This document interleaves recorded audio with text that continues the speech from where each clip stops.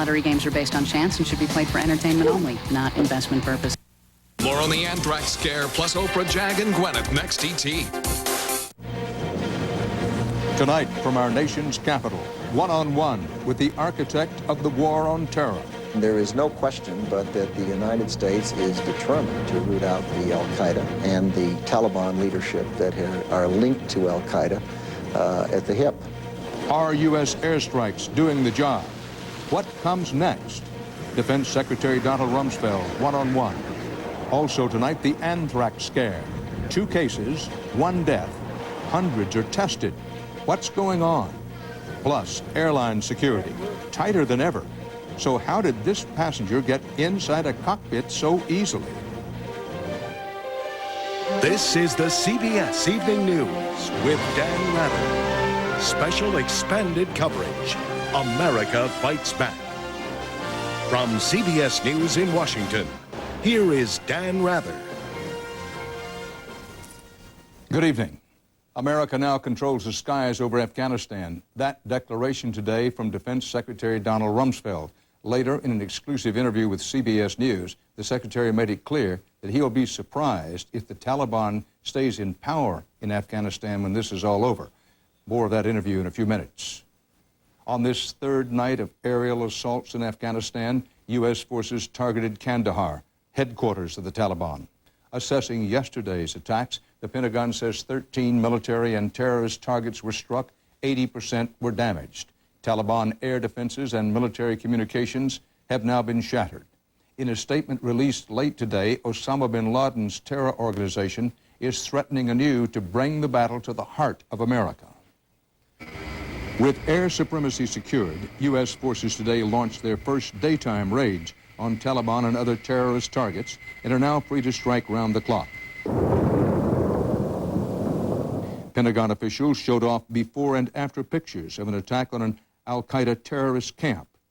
In preparation for the coming 2nd phase of the military operations, U.S. cargo planes flew into Uzbekistan, where U.S. ground troops are expected to be deployed. Muslim protests against the U.S. attack spread today to the predominantly Muslim country of Indonesia, and 4 demonstrators were killed in anti-American protests in Pakistan.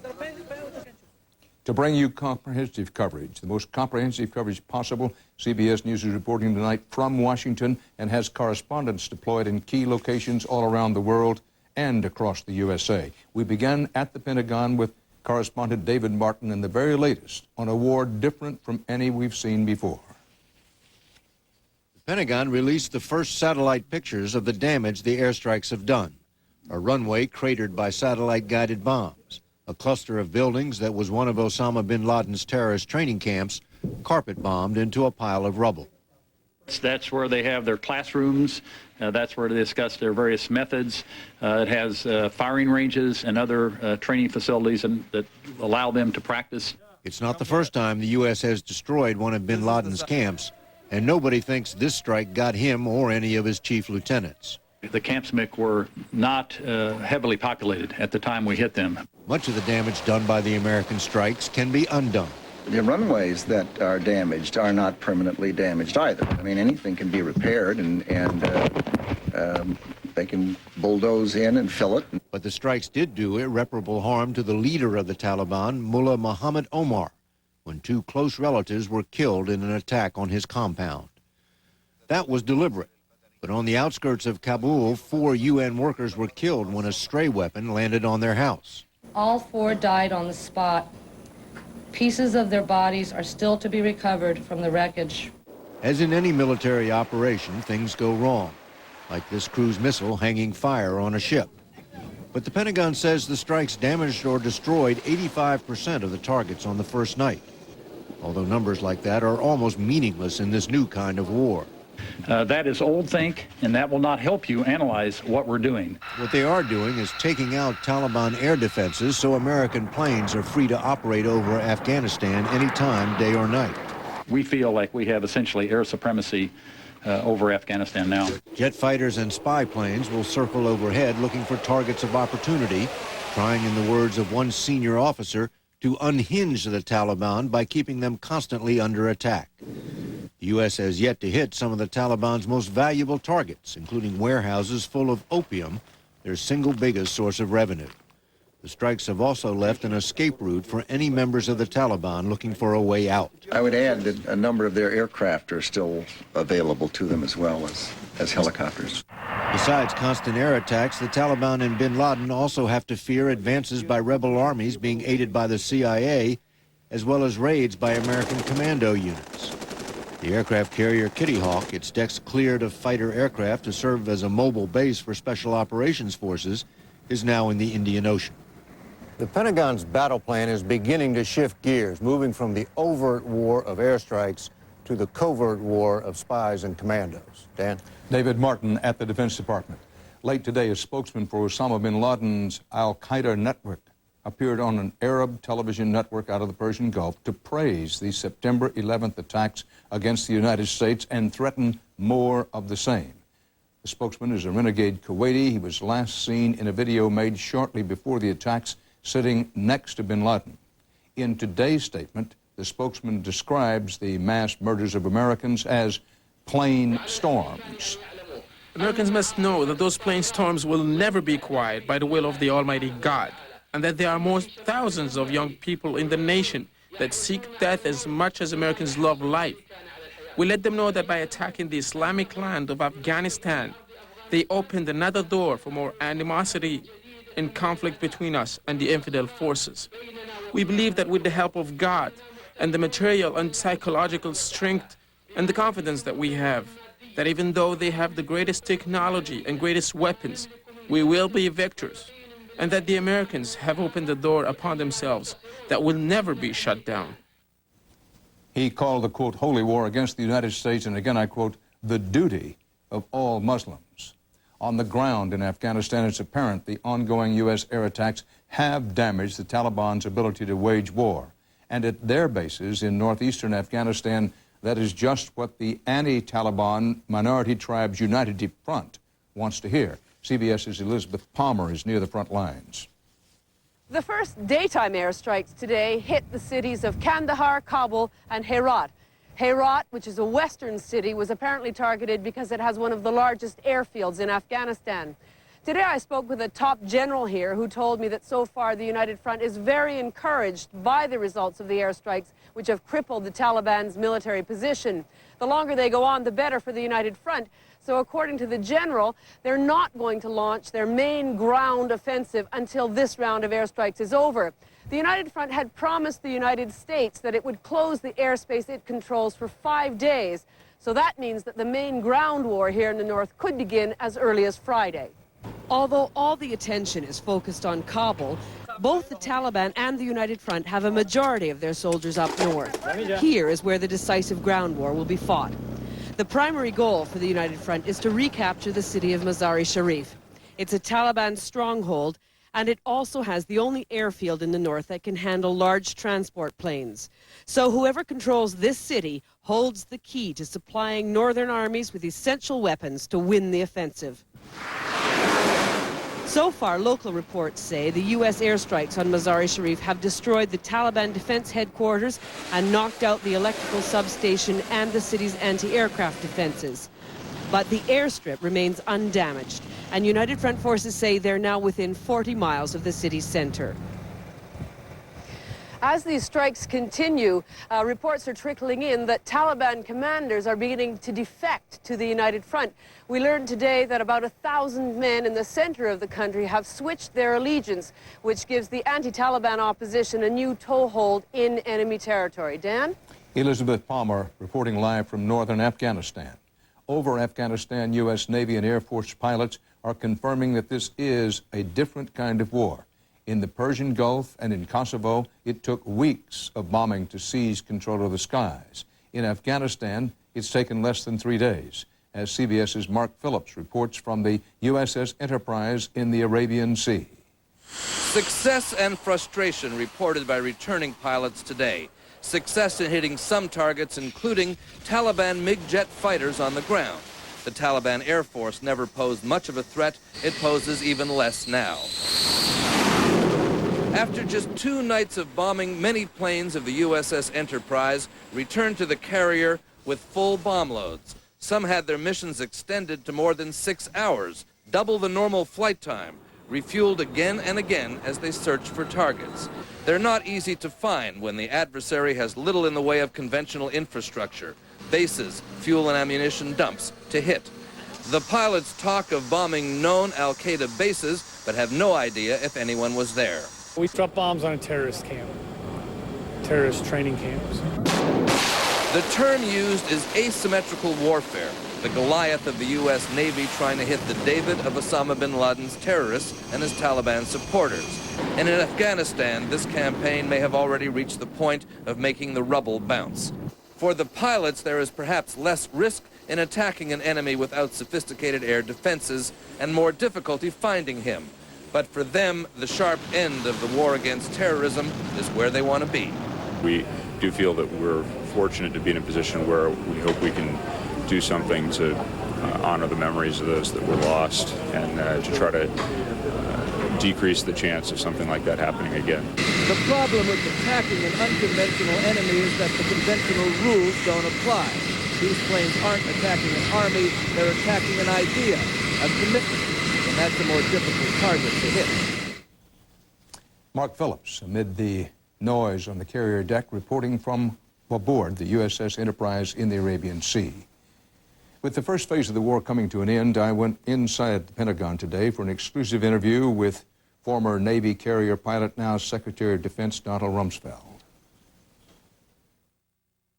Mr. Secretary, how long do you expect the campaign in Afghanistan to go along at or anywhere near the current level? I mean, you're talking days, weeks, months? Well, I think by campaign, you're probably referring to the bombing and the cruise missiles. The important thing is that the campaign must be used and understood to be in the broadest sense. We're so conditioned as a people to think that a military campaign has to be cruise missiles and television images of airplanes dropping bombs, and that's just false. This is a totally different war. We need a new vocabulary. We need to get rid of old think and start thinking about this thing the way it really is. These people live in shadows. Is it or is it not the policy of the United States government to remove the Taliban from power? Well, if you think about it, Taliban has taken over about 90% of that country. It has invited in foreign terrorists that are functioning worldwide. It has oppressed its people. It is starving millions of Afghans. It has misserved the Afghan people. And there is no question but that the United States is determined to root out the al-Qaeda and the Taliban leadership that are linked to al-Qaeda at the hip. But you've been very careful in your language, if I'm wrong about this, correct me, in saying the bin Laden network and the Taliban leadership that's connected to that network. That's a different thing than saying we're not going to have a Taliban government in Afghanistan. Well, I'd be amazed if there were a Taliban government in Afghanistan when this thing is over. But the reason I'm careful and measured in my words is it's not for me to decide. It's for the Afghan people to decide. And what we are determined to do is to stop the exporting of terrorism from that country. Mr. Secretary, a ranking Defense Department official said privately today that while the airstrikes have been what he called very successful, that they have not yet hit, and these are his words, targets most important to the Taliban. What does that mean? The fact of the matter is that we have been proceeding in an orderly way. We've been successful with respect to most of the airfields, and we still have a good many of their aircraft and helicopters and transport planes that have not been hit. I don't know what he might have meant unless it was the leadership, and we suspect that Omar is still alive, and if that's what is meant, that the command and control and leadership structure may still be intact, I would guess that's probably a correct assessment. What about the coalition?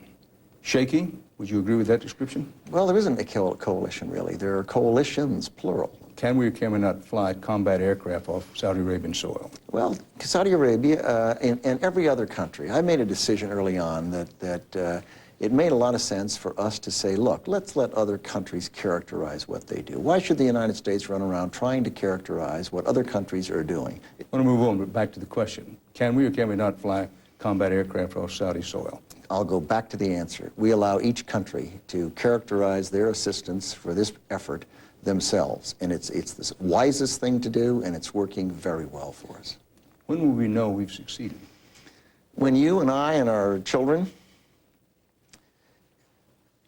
get up and walk out the door and don't worry that an airplane is going to come down and hit us, or a truck bomb is going to drive into a building, or the World Trade Center is going to fall down. Secretary Rumsfeld finds himself at a moment in history unlike any other. He is fighting a war provoked by an attack on his own headquarters. Now the Pentagon itself is a crime scene, and there is a dreadful hole, not just in the building, but in the hearts of the men and women here who lost 126 friends and co-workers. You're the only Secretary of Defense in history that had the Defense Department itself hit by enemy forces. How do you feel personally with that? How do you react on a personal level to that? Well, I think it shows that free people are vulnerable to people who decide they want to try to terrorize the world. And terrorists can attack at any time, at any place. They can use any conceivable technique. I was sitting right there being briefed by my CIA briefer when the whole building showed up.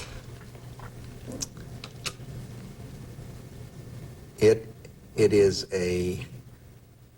clearly it's a memory you won't forget. As regards the attacks of September 11th, was it, in your opinion, a failure of intelligence or a failure of imagination? If you know anyone whose imagination was sufficient to think of plastic knives and the use of a U.S. airliner filled with American people as a missile to destroy a World Trade Center, before it happened, I'd be amazed. Defense Secretary Donald Rumsfeld. Coming up next here on the CBS Evening News from Washington, what you need to know about the anthrax scare. Amid the fear, we'll give you the facts. Ziploc containers test number 3. With our new divided containers, a sandwich, salad, and brownie doesn't turn into a brownie salad sandwich.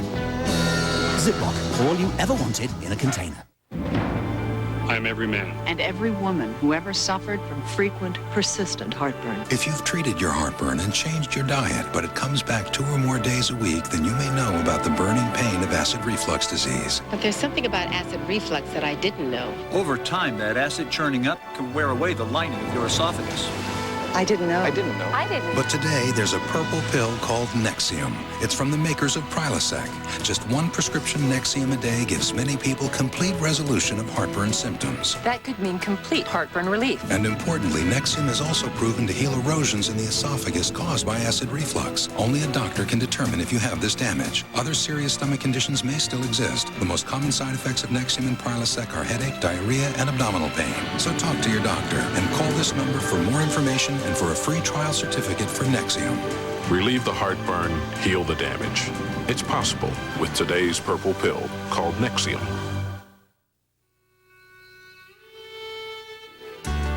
My business is more than just a business to me. It's my passion. So when my doctor told me I have asthma, I went to cbshealthwatch.com. 1 click on Smart Search gives me exactly what I need to know about controlling my asthma, from medications to new treatments. With CBS Health Watch, I spend less time searching and more time doing the things I love. Save time, get answers. Visit cbshealthwatch.com. Can you reach it? When my guys want cookies, there's something better. Pillsbury ready-to-bake cookies couldn't be easier. Just place them and bake them. So I have more time just to hang out with my guys. Pillsbury, my heart to yours. My doctor says I'm healthier than he is. I swim every day. It takes your mind off your troubles. If you suffer from arthritis pain, speak to your doctor. The lake is good for your soul. Tylenol Arthritis Pain, the strength to provide all-day relief with just 2 caplets. And it's gentler on your stomach. When I swim, I'm free. Tylenol Arthritis Pain. In Palm Beach County, Florida, investigators are taking no chances, going through decontamination as they try to pinpoint the source of anthrax that killed 1 office worker and infected another. Dozens of other anxious office workers there were screened for signs of bacteria today. Hundreds of others have been tested already. Some are taking antibiotics just in case. The FBI is investigating this as a criminal case, and CBS's Jim Stewart has new information about what investigators have determined so far. Worried that an anthrax-related death in Florida was prompting a national hysteria on the subject, U.S. officials today quickly disclosed that so far their investigation shows no sign of terrorist involvement in the case, and that furthermore, elaborate tests on the belongings of the 19 dead hijackers showed they were not preparing any such attack either. The disclosure came even as a jittery public was reporting biochemical attacks left and right. From an IRS office in Kentucky where a woman received an unidentified powder in a letter, to suburban Washington where a man on a subway sprayed police with what later turned out to be cleaning fluid. Reports of anthrax cases in Alabama and Virginia were also discounted, and health experts were urging everyone to get a grip. I think what is absolutely essential is that we don't panic with every flu-like symptom. More significant, however, was the finding that the 19 hijackers had no trace of chemical or biological agents on their clothing, in their cars, apartments, homes, or personal belongings. Officials also said there is no intelligence or evidence that the men ever sought, inquired about, or researched chemical biological weapons. And as for their interest in crop dusters, investigators now believe the hijackers were simply looking at another way to crash into buildings and had no plans to convert one of the planes into a flying anthrax bomb, even if that were possible. The bottom line, say officials, is that we have every reason to guard against a chemical biological weapon because Osama bin Laden has made it clear he'd like to have one. But we also have no reason to fear one has already been set off, officials say, because there's simply no evidence that's the case. Dan? Jim Stewart, thanks. Back from Washington in a moment.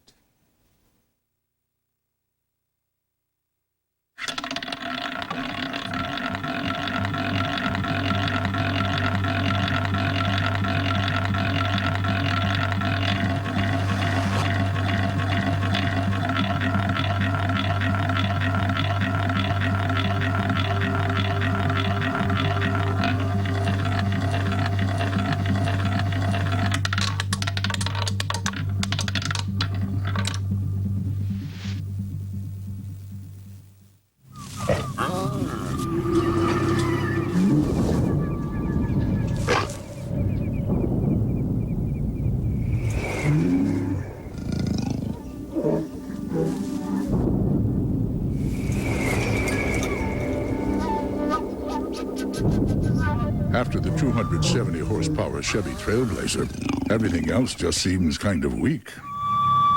The all-new Chevy Trailblazer, like a rock. Out here, I'm in command. So am I supposed to say, slow down, guys, I'm constipated? I don't think so. You try to eat right, sometimes you can't. Harsh chemical laxatives, they can kick in whenever and wherever. Not an option. So I rely on doctor-recommended Metamucil. It's got 100% natural fiber. Works with my body, gently, which is important to a sensitive guy like myself. Metamucil, the doctor's natural choice for regularity.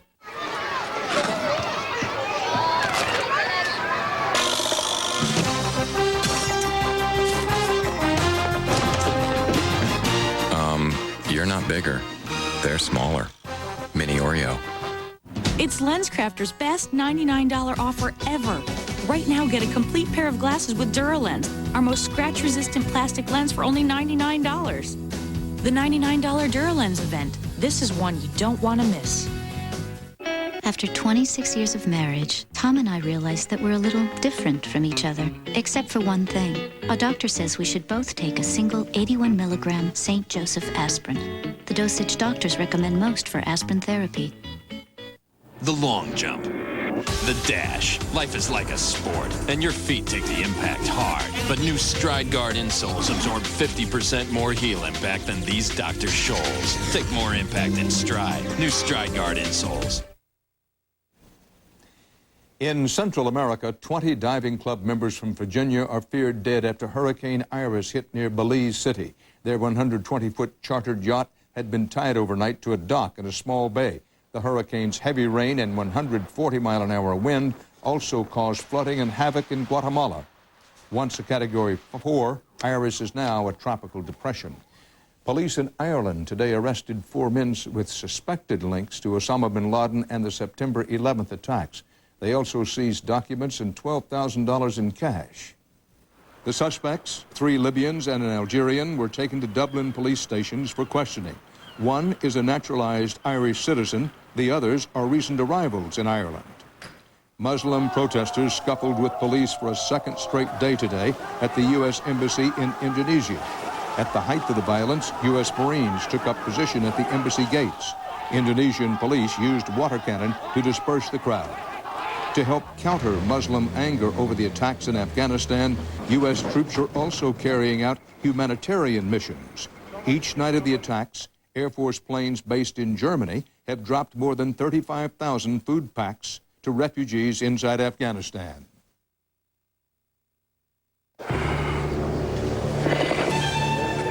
Heartburn? Give me a cold one.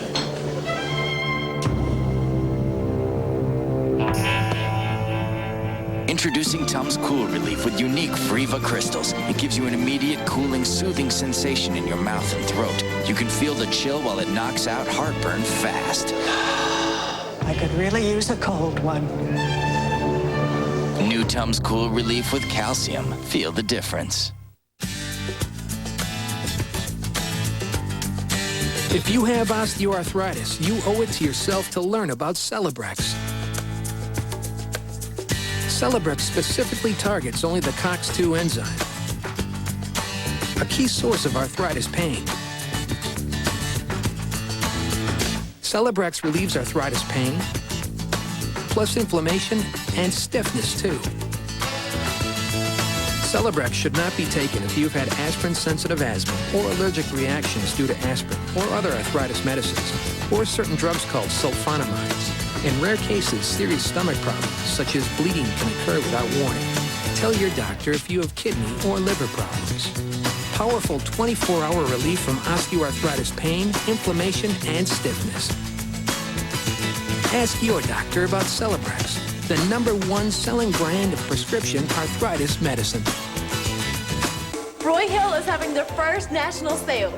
Broyhill savings for every room in the house. Living rooms, bedrooms, dining rooms. It's a great sale. Hurry in, something this good won't last long. What's better than Broyhill? Broyhill on sale. 29, 30. 30. Now at Red Lobster, you can get 30 mouth-watering shrimp for just $9.99. Red Lobster, go overboard.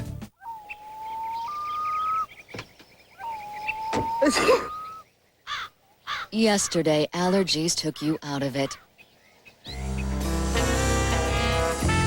Today, Allegra can help bring you back. Only Allegra has fexofenadine for once daily relief for people 12 and older. Side effects include headache, upper respiratory tract infection, and back pain. Call your doctor now for more information. Allegra, enjoy your world. Targeting the Taliban. We'll have complete coverage of the U.S. military strikes into the heart of Afghanistan. America Fights Back tomorrow morning on The Early Show with Bryant Gumbel and Jane Clayson. 4 weeks now since the attack on America at the Pentagon, repair work is just beginning. A memorial service for victims will be held Thursday. In New York, the search goes on in the rubble. Nearly 5,000 still missing. And on the other side of the world, America fights back. Some CBS stations will be leaving us now to return to local programming. For many of you, this special expanded edition